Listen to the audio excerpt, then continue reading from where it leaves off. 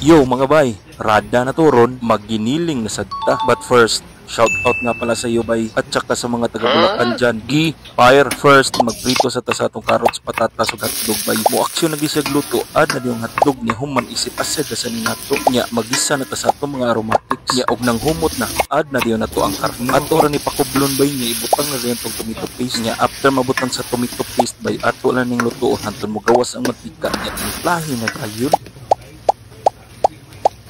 Mix well niya ato sa nipakapito ng mga pampalasa bay before ta mag-add og tubig niya. After ma-add sa tubig bay, ato lang i-simmer hangtod makuha ang consistency na inyong gusto. Sa mga shoutout ug request, comment lang sa ubos mga bay.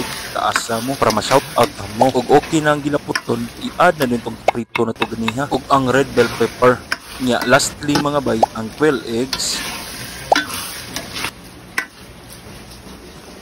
Iara mga una. Nagmantik ka oy ali nga una